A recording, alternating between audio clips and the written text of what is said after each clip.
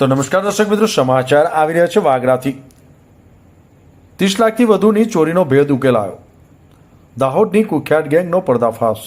એક સાગરિક એલસીબીના સકંજામાં આવી ગયો છે।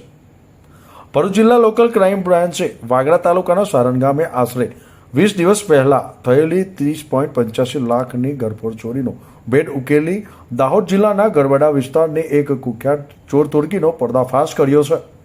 એલસીબીએ આ ચોરીમાં સંડવાયેલા એક મુખ્ય આરોપીને ઝડપી પાડીને મોટી સફળતા મેળવી છે। તારીખ 3 જુલાઈ 2025ના રોજ રાત્રિના સમયે સારણ ગામમાં એક મકાનમાંથી 30,85,000ની કિંમતના સોના ચાંદીના દાગીના અને રોકડ રકમની ચોરી થઈ હતી।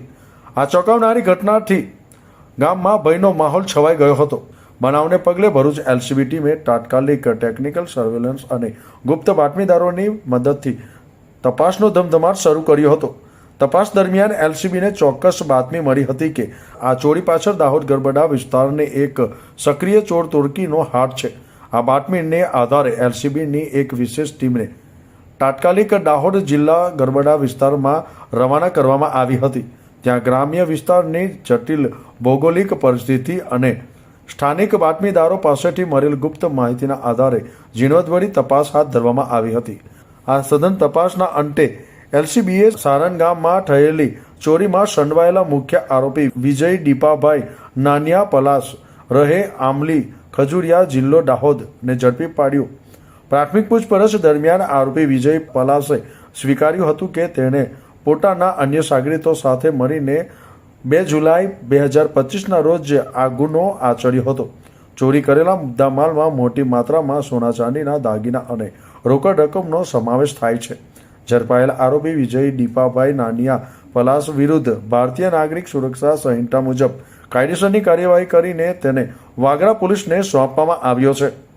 આ ચોરીમાં સંડવાયેલા અન્ય આરોપીઓ કોણ છે, ચોરીનો મુદ્દામાલ કેવી રીતે રિકવર કરવો અને વોન્ટેડ આરોપીઓને કેવી રીતે ઝડપી પાડવા તે અંગે વાગરા પોલીસ ઇન્સ્પેક્ટર SD ફુલટરિયાઓના દ્વારા આગળની ઊંડાણપૂર્વક તપાસ ચલાવવામાં આવી રહી છે।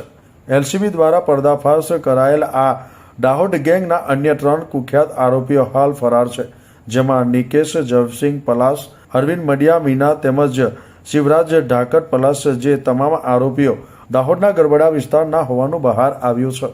ભરૂચ એલસીબીની આ સફળતાએ જિલ્લામાં થયેલી આ મોટી ચોરીનો ભેદ ઉકેલીને પ્રશંસનીય કામગીરી કરી છે।